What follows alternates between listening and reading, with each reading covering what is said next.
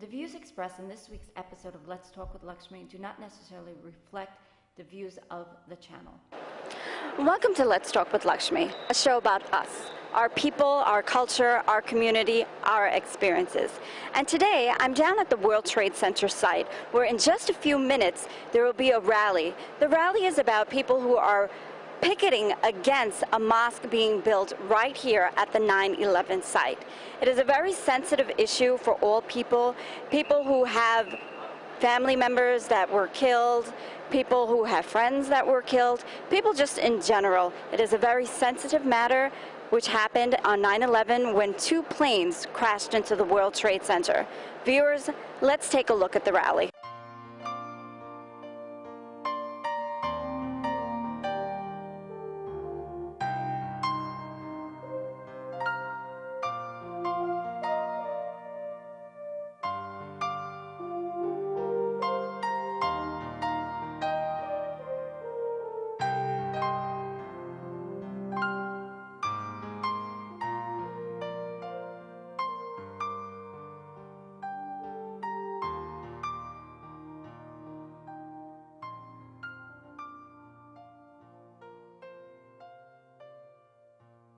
And I would say to you today that liberty is at stake and it's fallen on your watch. What are you going to do? We gotta fight! Are you going to get involved? You need to find out where your place is and do it. And in the end, our grandchildren will say, thank God for those Americans who stood up in 2010 and said enough is enough. Where is this Sharia financing coming from? Where is this coming from? Shame to the banks and the bankers of America for being so greedy that they would rather sell their soul to Sharia financing than to keep the good people of America free. Shame on you. You will answer to a much higher power. You will answer to Almighty God. For surely the Lord is watching this day. Don't be afraid, but like Patrick Henry said, give me liberty or give me death. 12 o'clock and it is now 3 p.m. and people are still here. They're still extremely rallied up about what's going on, about the mosque that's going to be built here at the World Trade Center. As you can see in back of me, this woman here is very enraged about what's going on. Let's see what else is still going on here after 3 o'clock at World Trade Center. It is a call that we would preserve liberty and justice for all. We welcome our Muslim brothers and sisters, and we say, embrace our Judeo-Christian values. We are not and will never surrender nor submit to Islamic Sharia law. Never, never, never. But we welcome you as fellow Americans to say that you will uphold the Constitution. People here are not against Muslims, but they are against the radical Muslims that may be involved in building the mosque here. They're very sensitive. As you can see, it's a very sensitive matter where people have lost their loved ones, many firefighters, policemen. Over 3,000 people died at 9/11. You're now with Anthony Tolda, who's from Huntington, Long Island. He is running for Congress. Anthony, could you tell our viewers what you're doing down here at the World Trade Center site? Well, I'm here because we need people to stand against this. This is psychological warfare on the American people. And if anybody, looks at the history of mosques being built on territories that Islam has conquered, this is clearly what they're trying to do here. And this is the last place on earth a mosque belongs being built. I don't have a problem with a mosque being built in America, but you don't do it here. Now, with your views, how do you think that this is being allowed? I think it's being allowed because, unfortunately, what we're experiencing in society today is a tearing apart of the Judeo-Christian principles this nation was founded on, while propping up Islam or whatever else is being introduced into this country. And it's, we're a democracy when people want to be a democracy, and then we're a republic that protects individual rights when they want to protect individual rights. And my take on it is we're a republic, period, end of story. I don't care who says we're a democracy. We are a constitutional republic, which then brings you to the question of doesn't the First Amendment protect the rights of this mosque being built?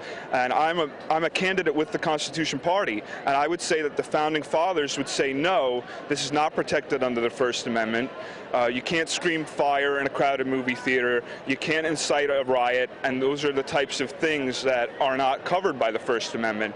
And if anybody out there honestly believes this mosque is going to be built, and then if something crazy happens with radical Islam, it's not going to incite a riot, I mean, I would say, I don't know what planet you're living on, but, you should really try to take another look and do some research historically and, get away from this brainwashing we're all subject to and try to have some common sense. I have here Sammy and Joseph.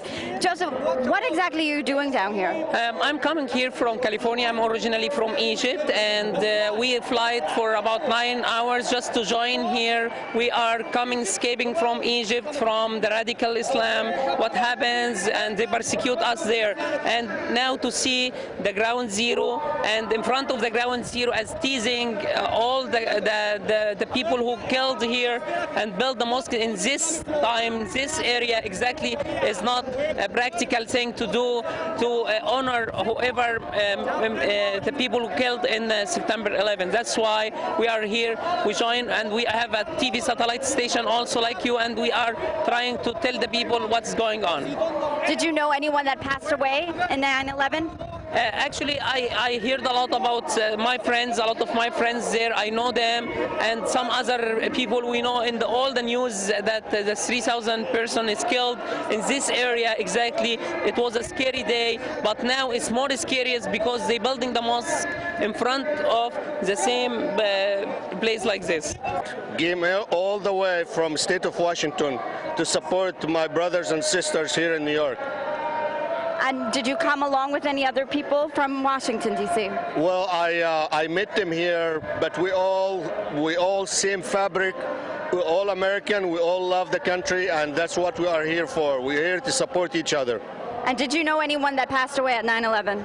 No, personally I don't know anyone, but my hotel is just across the street from 9/11, and at night I was looking at the grave. It's a grave of 3,000. I look at it with awe and grief, as if my own family died. Now, you're here with the sign, yeah.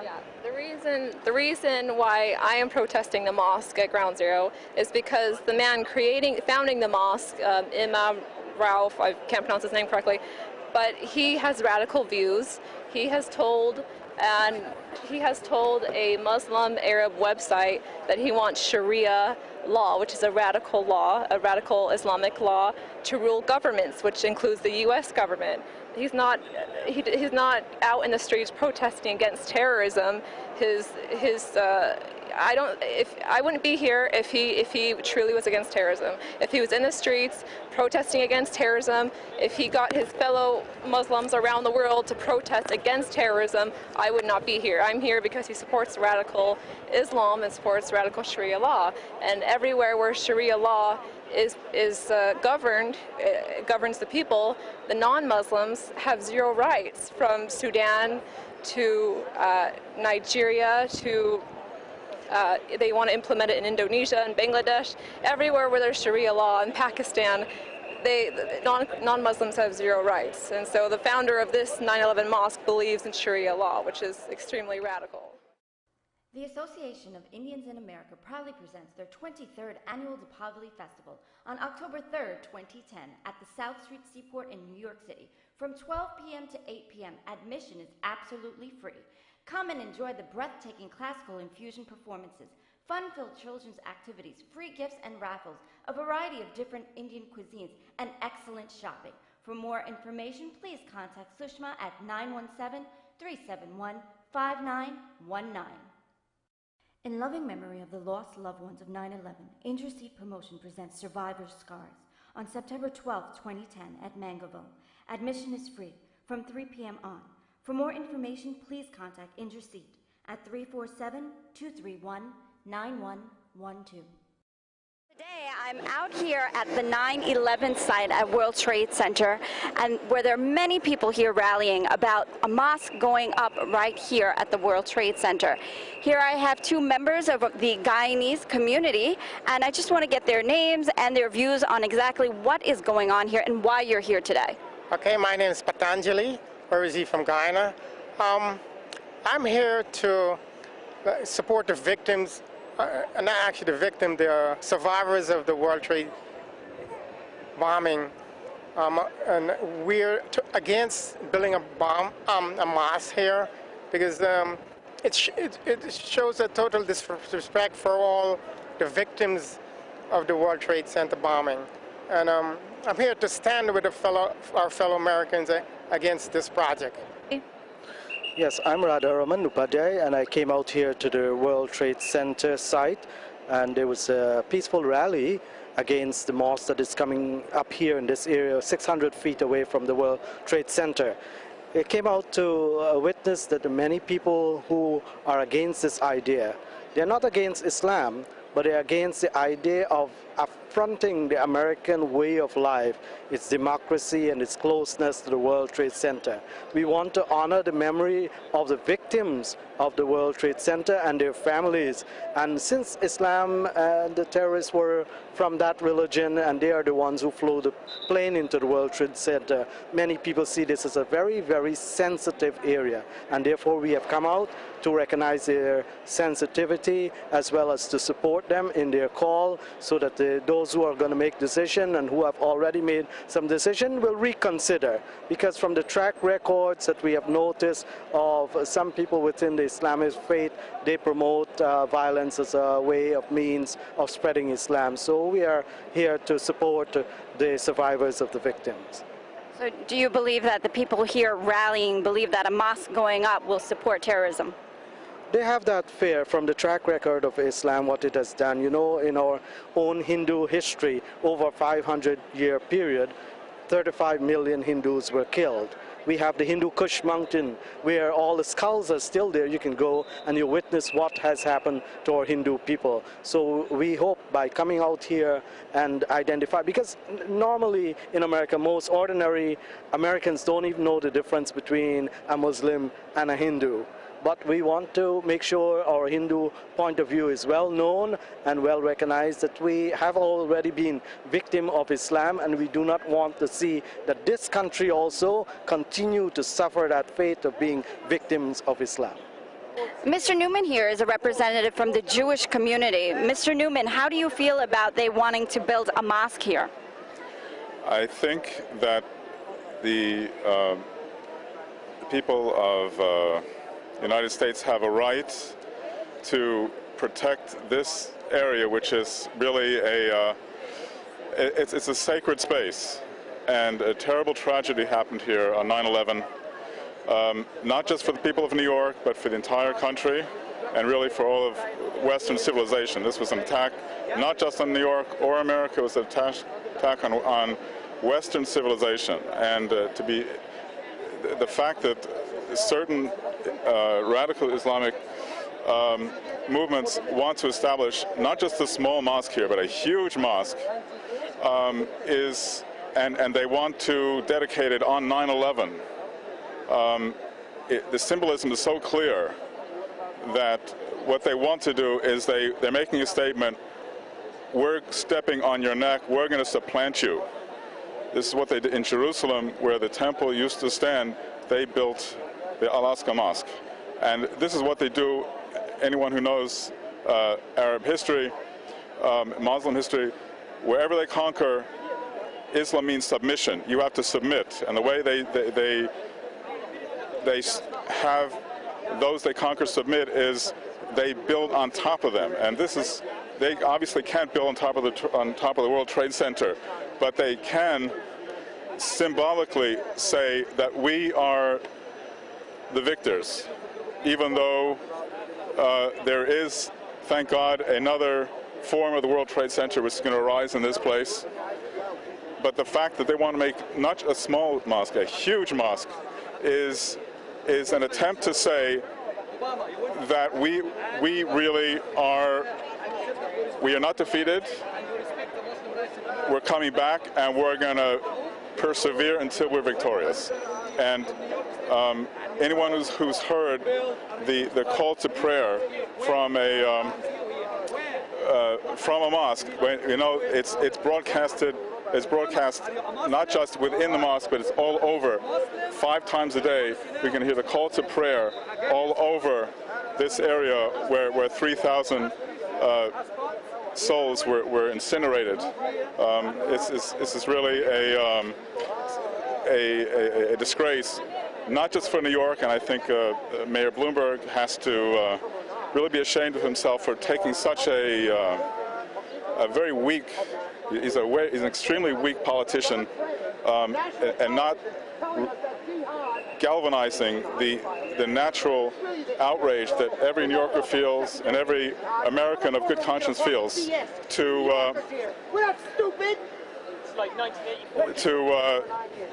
resist this building, which is really a deliberate attempt to spit in the eye of the United States. Okay. Hi, my name is Nastasia Kadu. Manal Amar. I am originally from Lebanon. Okay. I'm here visiting, walking by, and I saw a demonstration. I wasn't quite sure what was going on here. My opinion on the whole thing is I can, I guess, understand people's fear and distress regarding a mosque being built across the street from the World Trade Center. I will have to say that I do 100% disagree with people saying on posters things that are not correct about our religion. I think it's misinterpreted, and I think the things that were being said here are completely ridiculous and disrespectful, because if our religion was to do what all these posters said about them, it would be a huge problem. So I think, personally, it just is not right. I mean, everybody, we're in America, yes, we are U.S. citizens, but everybody has a right to freedom of religion. So it is my right to live in America. I am a U.S. citizen, I vote, I do everything that I should. I pay my taxes, I work, I go to school. But I think that being here, having all these people disrespect my religion is ridiculous. And to be honest with you, I was laughing. Because, I mean, it's as if we are some aliens. We are not aliens. I'm now here with Desiree, who was rallying right in front of the World Trade Center. Desiree, I see you're very passionate about what's going on. And this picture, tell me who's this picture and what's going on today? Why are you here? Okay, I'm here because I am a 9/11 family, and I am an American that believes in freedom. And William Bernstein was murdered on 9/11, and it seems like many have forgotten, but 9/11 families can't. I live in a community where my immediate community lost 12 other Americans on that dreadful day. So as a Christian American, I love everybody, and so I gave myself to study the Quran, to understand the ideology, and I was very saddened by a lot of the things that I learned. And I love the Muslim people, but I have a very severe problem with radical Islamic Sharia law, and also right now Sharia financing, which concerns me about the mosque that they hope to build in this city. Now, what are your views on the city? Like, why do you feel that they are allowing this to happen? You know, one of my poster boards did share that I believe that America has lost her way. America, when she was first founded, many will say that she was a multicultural nation, but that simply is not true. Secular humanists in the late 1920s began to say it's not about God, it's about economics, it's about money, it's about money. Well, we know it's not about money because when 9/11 happened, all the money in the world could not resurrect my husband's twin or save all the other Americans that were killed on that day. So what is the foundation of America? What makes us stand so tall? Why do people cheer us? Why do they come from all over the world? They come because of freedom. And that is what our forefathers gave their lives, gave their monies, they gave their sons and their daughters. Some of them died penniless. And unfortunately today, many new Americans in our school system don't get to hear about the truth that was celebrated in our school books back then. And so I'm one of those Americans that's going to keep it alive, and I'm going to let them know that our flag stands for freedom. One of the names, one of the Hebrew names for the flag of the United States is Jehovah Nissi. It means the Lord, our banner. That's why we take such offense when people want to burn it under the guise of freedom of expression or whatever, because it's saying we're destroying your freedom, and our freedom is under God, and God Almighty is our trust. And of course, as a Christian nation, which our forefathers were, they weren't perfect, but this is what they believed. The 50 states of America, all of the constitutions start out in the year of our Lord. In the name of Jesus, in God we trust. It's no confusion as to who this God is. You know, we have staked our very lives on our faith in Jesus Christ. As a matter of fact, right in this immediate vicinity, 101 years ago, there was a Christian man that was hired just to pray at 12 o'clock. The first week, there were only 3. Then a few days later, there was 6, then 10, then 12. Within 90 days, 10,000 Americans came out crying right here, that God would again move in our nation. And we have come to that place.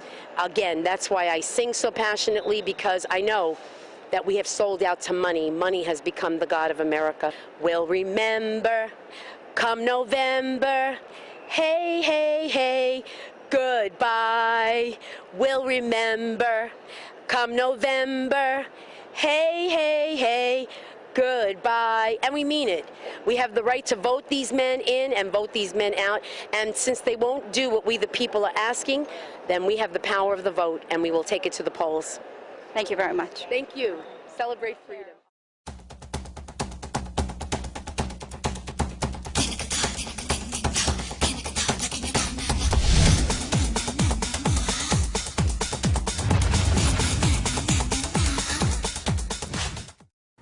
Viewers, welcome back. And now in the studio, we have none other than Mr. Nick Komiani. Nick is running for State Assembly in District 38. Now, Nick, first of all, welcome to Let's Talk with Lakshmee. Thank you very much for having me. Pleasure to have you down here in the studios. Now, Nick, tell our viewers exactly what your seat means. The State Assembly seat is a legislative seat. What basically the legislative in the state of New York does is make laws, increase taxes, decrease taxes, which hardly ever happens, of course, and you know, and anything to do as far as that's what they essentially are, lawmakers. So they make the laws, or they change the laws, and so forth. Now, Nick, District 38 has a high percentile of Indo-Caribbean people. That's correct. Now, if you are elected in this seat, how would this help the Indo-Caribbean people?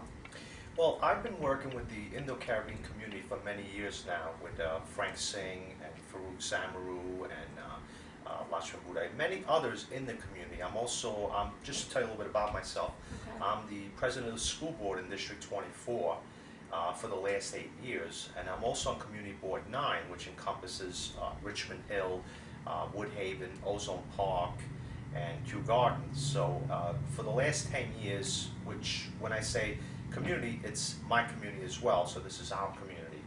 And you know, one of the things that we're trying to do with the Indo-Caribbean Federation and many others is to get a, what we don't have in Richmond Hill is a senior center, an activity center. What we don't have is parks as well. I think the only one really that we have is Smoky Park in the whole area. So there's different things that you can find and different sites that you can find to transfer to parks, even if it's an open lot that the city could buy, even if it's something along those lines. So we should actively look for an area for a park as well.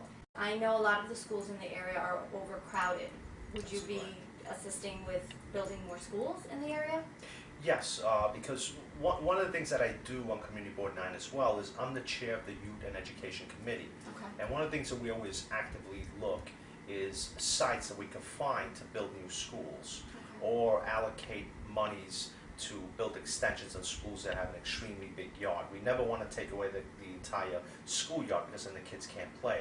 But our goal is to relieve overcrowding, and as president of the school board in District 24, I've done that quite a bit.